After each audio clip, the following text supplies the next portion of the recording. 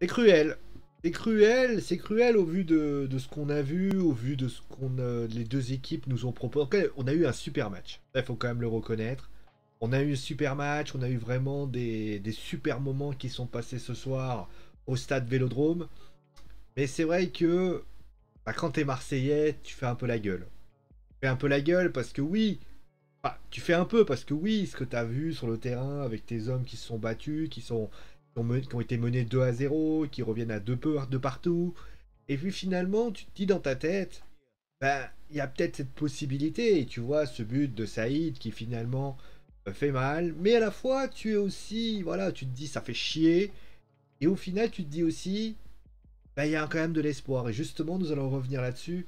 Dans cette prestation, bien sûr, de l'Olympique de Marseille, comme à chaque fois, on va commencer avec les prestations des deux équipes. Comme à chaque fois, bien évidemment, le match a été excessivement, extrêmement spectaculaire. On va commencer, bien sûr, comme toujours, avec les deux compositions d'équipe. Alors, vous allez voir, la composition d'équipe de l'Olympique de Marseille était quand même assez particulière. De toute façon, c'est du Jorge Sampaoli. Avec donc Paul Lopez qui est toujours dans les buts. On verra d'ailleurs sur lui, d'ailleurs, qui n'a pas fait une prestation très très rassurante. Une défense à 3 avec Saliba. Alors oui, je l'ai inversé. Hein. Saliba, Perez et Balerdi. Ensuite, on a Gendouzi, Pape Gay et Valentin Rongier qui se trouvaient au milieu de terrain. Ensuite, on a Bamba Dieng, Gerson et Seji Under qui se trouvaient sur le côté droit. Et enfin devant, Dimitri Payet qui se trouvait là-dessus. De l'autre côté, on avait donc Jean-Louis Leca qui se trouvait dans les buts, une défense à 3 avec Wouk, Medina et Gradit. Frankowski et Machado sur les côtés, Fofana et Doucouré qui étaient là pour la récupération. Pereira, alors certains l'ont mis à gauche, l'autre l'ont mis à droite, moi je l'ai mis dans l'axe, c'est un peu le même délire. Voilà, Pereira qui était plutôt peut-être dans l'axe à ce moment-là, mais qui pouvait bien sûr dézonner et passer à droite et à gauche. Et enfin, Sotoka et Kalimundo qui se trouvaient donc voilà dans, on va dire, au niveau de la pointe. Alors, que s'est-il passé durant ce match? Eh bien, ça va commencer très très vite, et oui, ça va commencer comme si ça va aller très très vite, puisque nous sommes à la 9e minute, enfin, 5e minute, contre favorable de Fofana, le Lensois, eh bien, récupère, frappe la balle, et là, à ce moment-là, il y a un arrêt de Paul Lopez. Mais à la 9e minute, eh bien, il va se passer, enfin, 5e minute, voilà, il y a un événement qui va se passer durant cette action, voilà, je revenais là-dessus. Il va se passer, il y a une main. Alors, nous allons revenir sur cette main, concrètement, voilà, nous allons revenir sur cette main. Hop, c'est parti. La diapositive numéro 3, puisque oui, vous avez cette image, vous aimez bien faire, vous donner la possibilité, voilà, de pouvoir regarder l'image comme moi je la regarde. Et donc, qu'est-ce qu'on remarque? Eh ben, on remarque deux choses. La première, donc, on voit bien donc l'arbitre qui est donc été appelé par la VAR, concrètement. Et là, on a concrètement, vous voyez la main. Hein, clairement. Voilà. Alors oui, pour info, pour l'instant, je me familiarise avec l'outil que j'utilise. Après, bien évidemment, plus je vais commencer à maîtriser cet outil, plus je vais pouvoir faire notamment des palettes sur des buts, etc. Mais pour l'instant, je me contente vraiment du minimum. Donc là, le sujet concret, il est là. Hein, clairement, hein, on va pas se tromper. Il est ici, et là, il est ici. La question maintenant, c'est est-ce que c'est volontaire ou est-ce que c'est involontaire? Ah, pour moi, c'est volontaire. Pourquoi? Regardez bien la position de ce qui va se passer. La main, chaque fois, et à un moment donné, la balle, elle part comme ça. C'est-à-dire que même si il touche forcément la balle, et il y a quand même une annihilation de ce qui se passe. Concrètement, je pense qu'il y avait bien sûr penalty. D'ailleurs, Sotoka va le transformer avec extrêmement d'aisance. Ensuite, Frankowski va marquer le deuxième but. On revient notamment à... Donc, on a Frankowski qui marque, alors surtout sur un... vraiment qui est laissé tout seul. Voilà, Perez qui essaie de revenir. On ne sait pas trop ce qui s'est passé, notamment. Il y a Perez qui est trop... À ce moment-là, enfin moi je l'ai pas trouvé si rien que ça, Luan Perez, justement, on va en parler bien sûr là-dessus. Et à ce moment-là, eh bien, il tente une frappe enroulée. Il y a 2-0 pour l'Olympique, pour le Racing Club de Lens. Nous arrivons ensuite à la 33e minute. Le capitaine marseillais qui a un coup franc qui va être tiré. Et tout simplement, ça vient, coup franc réussi. Dimitri Payet fait le 2-1. Et là, il va se passer la deuxième grosse action qui a eu lieu. On va revenir à la diapositive numéro 4. Le penalty de Wu sur Bamba Dieng. Alors, qu'est-ce qui s'est passé? On va regarder ça. Alors d'abord, vous voyez, on va apprendre quelque chose. On va apprendre l'histoire de la perspective. Alors, regardez. On va prendre les deux images au-dessus, hein, clairement. Regardez l'image. Quand vous regardez l'image au-dessus, vous constatez quoi? Tacle. Ça, bien sûr. Et le ballon, en fait, il fait ça. Il a l'air bon. Et le joueur, au final, bah, étant donné qu'il va toucher le ballon, le joueur, forcément, il va s'empaler comme ça. Vous vous dites, bah, il n'y a pas forcément, il y a pas pénalty. Il n'y a pas pénalty parce que forcément, il y a cette action qui déroule ici. Mais si vous regardez dans l'autre angle, qu'est-ce qu'on remarque? Regardez bien. Là, il y a le ballon. Alors, le ballon, il est là. Et à ce moment-là, vous avez la jambe qui arrive comme ça. Le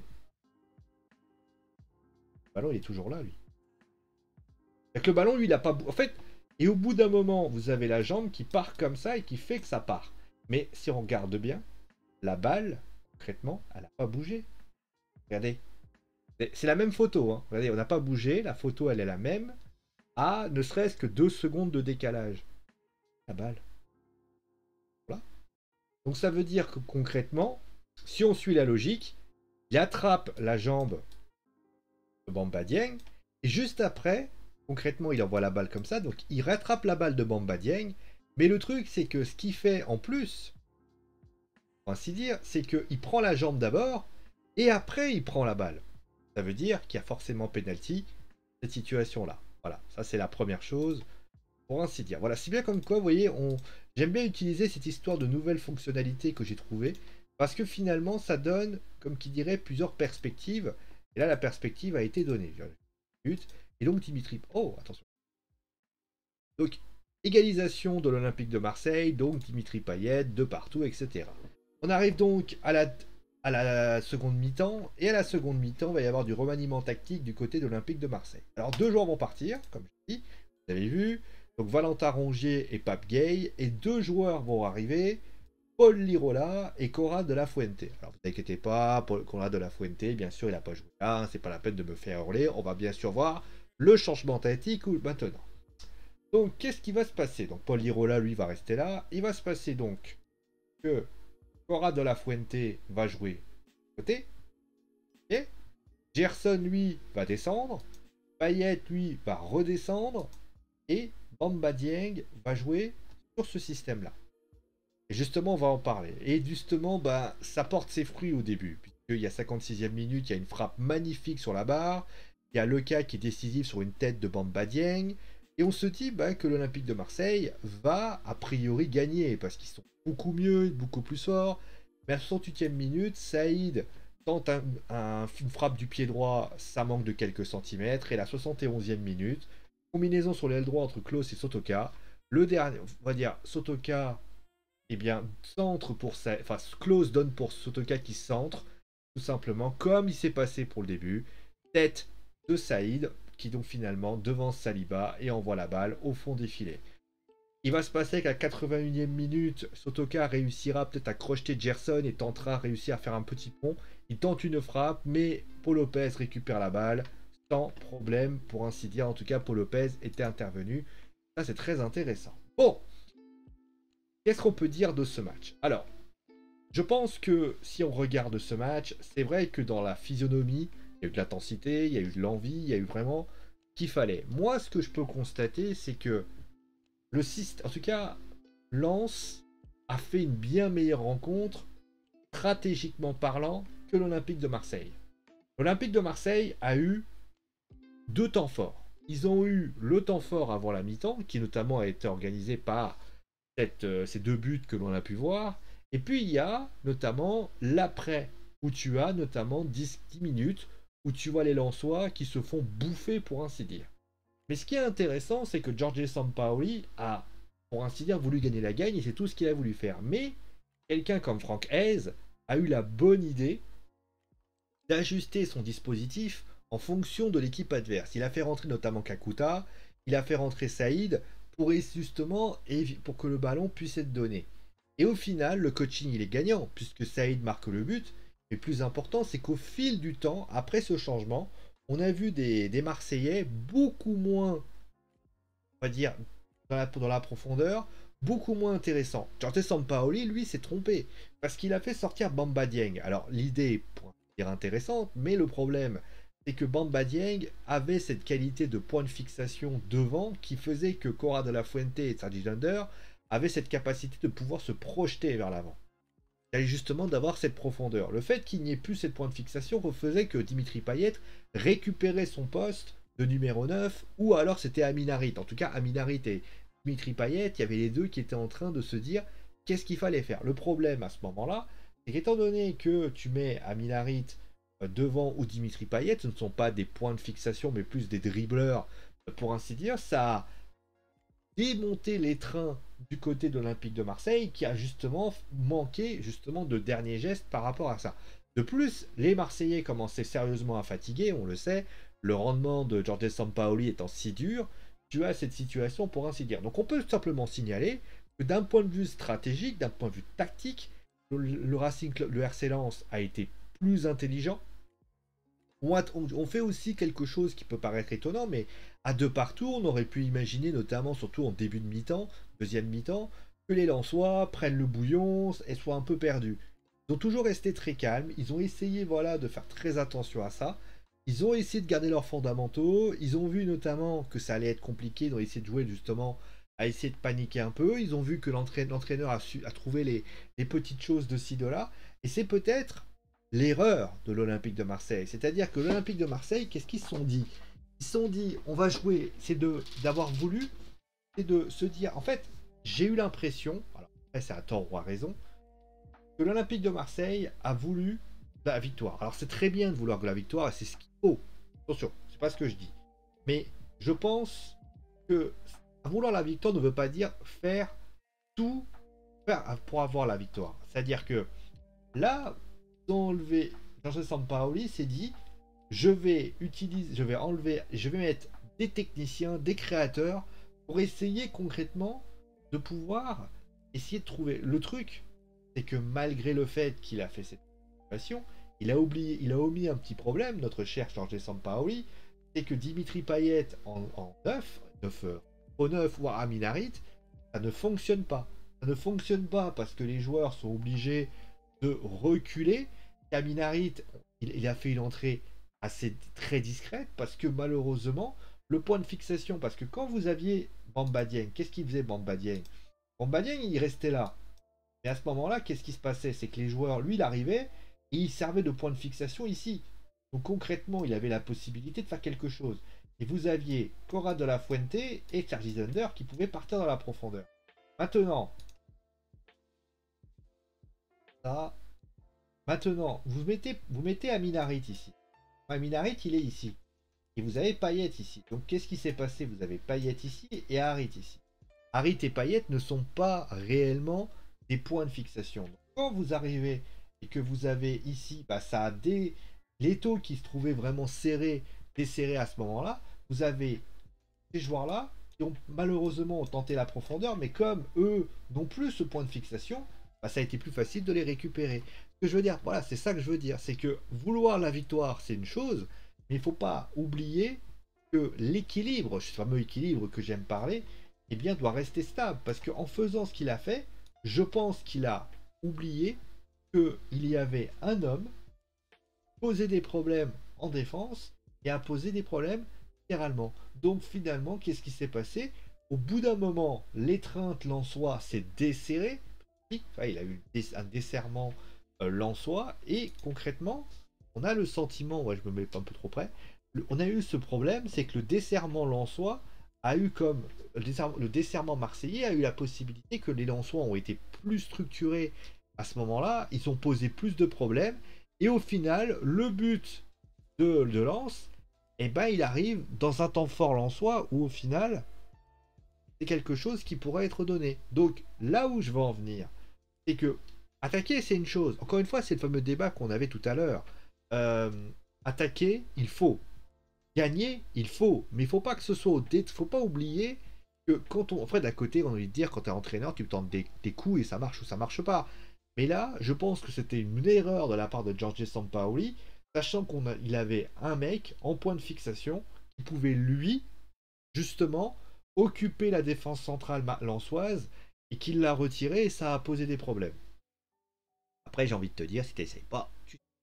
Mais voilà, donc, qu'est-ce qu'on peut dire finalement de l'Olympique de Marseille? Eh ben, j'ai vu justement ce qui s'est passé après le match où les Marseillais étaient en train de se congratuler, notamment de communier avec ses supporters. C'est évident que l'aspect positif, c'est qu'ils sont revenus. Et on sait que, et franchement, on voit du Giorgio Sampaoli dans ce qu'ils font. On voit également que l'Olympique de Marseille, ils ont une grinta assez incroyable. Ils peuvent avoir des temps forts assez puissants. Et c'est justement là, c'est la grande force de l'Olympique de Marseille, c'est de pouvoir justement d'avoir... Ils ont des capacités de profondeur assez phénoménales.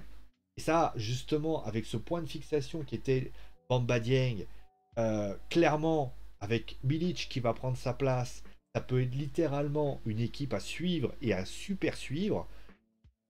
Mais il y a quand même des choses à réajuster. Je pense notamment à l'équilibre. Je pense qu'il y a des problèmes concrètement d'un point de vue, je dirais, tactique dans ce qui est proposé. C'est-à-dire que le milieu de terrain, au bout d'un moment, à un moment donné, le milieu de terrain était... À un moment donné, vous avez un milieu de terrain qui, à la limite, était plus là, avait du mal à se situer. Ça, c'est quelque chose. Il y a des joueurs qui sont encore une fois en méforme. Je pense à Gerson, qui j'ai toujours pas compris quel était le système, en quoi Gerson allait être utile. Je pense aussi, par exemple, à la capacité de l'OM d'un point de vue défensif. Je trouve que l'OM défensivement euh, manque encore une fois d'un peu de sérénité. Et puis il y a le dernier point, et pour ainsi dire plus important que ça, c'est que si l'Olympique de Marseille ne se met pas à l'abri, et c'est ce qui s'est passé dans ce match, puisqu'ils reviennent à deux partout, ils ont 2-3 occasions assez lourdes, et le truc, ils ne marquent pas. Et quand tu ne marques pas, et ben au bout d'un moment, tu prends le risque de faire en sorte que l'Olympique de Marseille perde la rencontre. Et c'est ce qui s'est passé notamment. Je crois que, à part le match entre Angers et Marseille, je crois que l'OM a toujours pris des buts. Donc l'OM doit apprendre peut-être doit être comme Clermont, doit être un peu moins plus, avoir une assise défensive plus sûre. Et après, imaginez peut-être ça. Mais en tout cas, ce qui est sûr en tout cas, c'est que je sais que les supporters marseillais vont me sortir.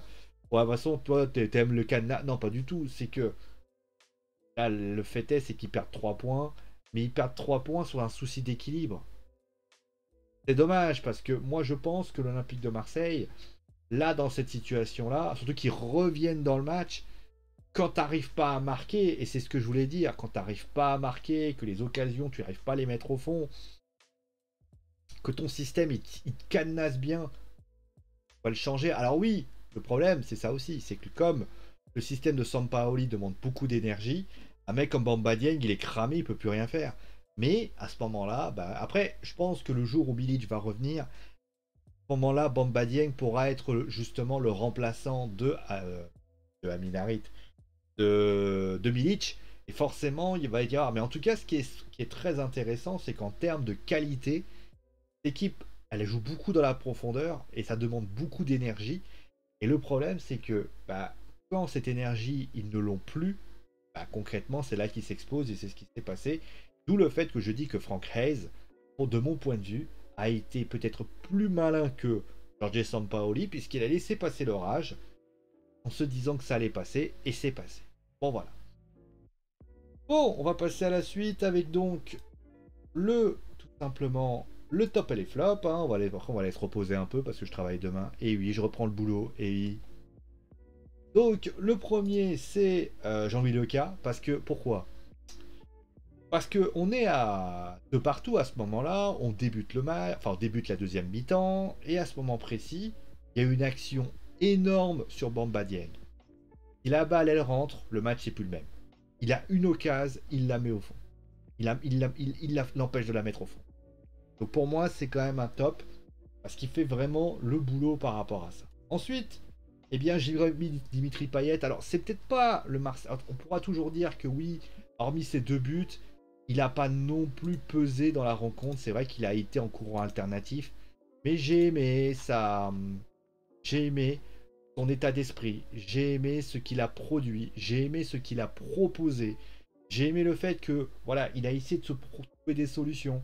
C'est lui qui, notamment, il a essayé de trouver des solutions quand ça a été le temps fort. Parce que Payet, le problème, c'est que quand l'OM domine, il est là. Quand l'OM ne domine pas, à ce moment-là, il n'est pas là. Ça, c'est bien dommage. Et enfin, devant, ben, c'est Sotoka, hein, l'homme du match pour moi. Sotoka qui a été incroyable, honnêtement. C'est lui qui trouve le penalty, mais je rappelle quand même que sur le deuxième but, c'est lui quand même qui donne le ballon. Le troisième but, il est aussi. Il a tout fait. Il a tout fait. Et honnêtement, c'est un excellent joueur, Sotoka. Alors, un joueur qui, franchement, moi, me laisse pantois. Ça fait partie de ces joueurs, Florian Sotoka, que je me demande, voilà, un mec, voilà, quand on parlait notamment, j'écoutais un supporter de l'AS Saint-Etienne dans l'after qui disait comment c'est possible qu'on puisse doper. Regardez le parcours de Sotoka, c'est quand même Grenoble, en Ligue 2, et le mec, il a été récupéré par le Racing Club de Lens. C'est quand même pas le joueur, excusez-moi, hein, le mec il a 30 ans, c'est pas le joueur que tu vas payer 10 millions d'euros, quoi. Enfin, excusez-moi.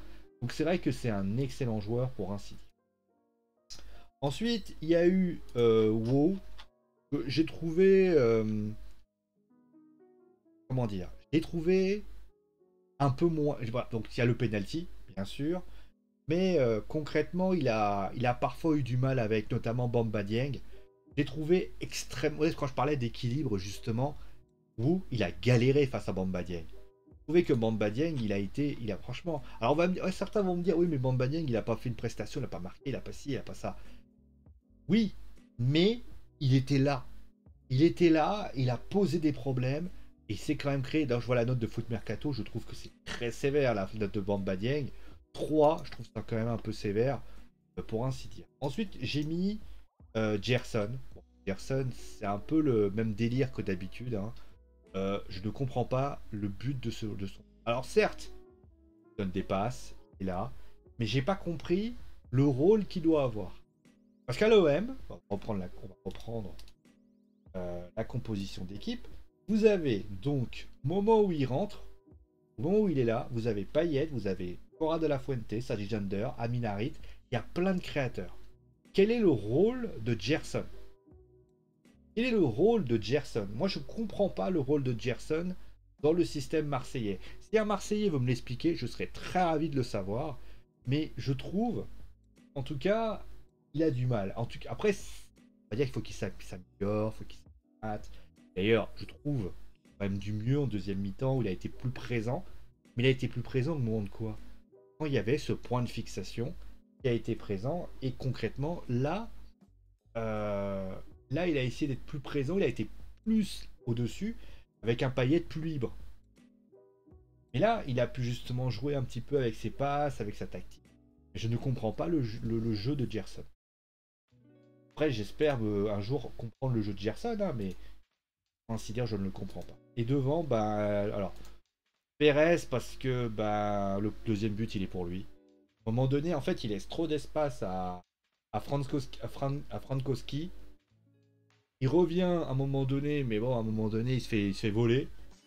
Fofana, il réussit à revenir, mais bon, c'est un peu limite. Et je trouve que, voilà, sur son côté, ça a été les boulevards incessants. C'est vrai que ça a été une grosse déception. Ce qu'il est vu, d'ailleurs, c'est l'un des Marseillais que je trouve défensivement, que j'arrive pas à comprendre pourquoi il est toujours là. On a des Alvaro Gonzalez qui sont pas mauvais, on a des joueurs qui sont quand même intéressants, comme Trelly Tatsar, peut-être qui peuvent apporter quelque chose. Je ne comprends pas pourquoi tu fais pas appel à Alvaro Gonzalez, qui est un peu plus rentre dedans, et que tu peux trouver intéressant. Alors après, on va pas se leurrer, c'est pas le joueur qui a peut-être fait le pire, hein. Balerdi a pas été au mieux non plus.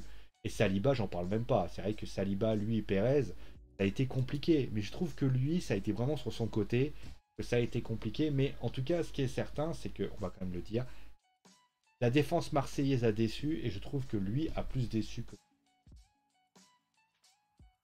Bon voilà, on va s'arrêter là pour aujourd'hui. Bon qu'est-ce qu'on peut dire de Marseille? Que la fête est grande malgré tout et qu'on va espérer que les choses se passent. Allez, prenez soin de vous, amusez-vous bien. Bonne nuit tout le monde. Et à demain. Je rappelle pour information, bien sûr, avec Sumouche, demain en live sur la chaîne Twitch. Si vous avez envie de regarder, hein, bien sûr. Faites-vous plaisir, ça sera avec bonheur. Allez, prenez soin de vous et ciao, amusez-vous bien. Et ciao les amis.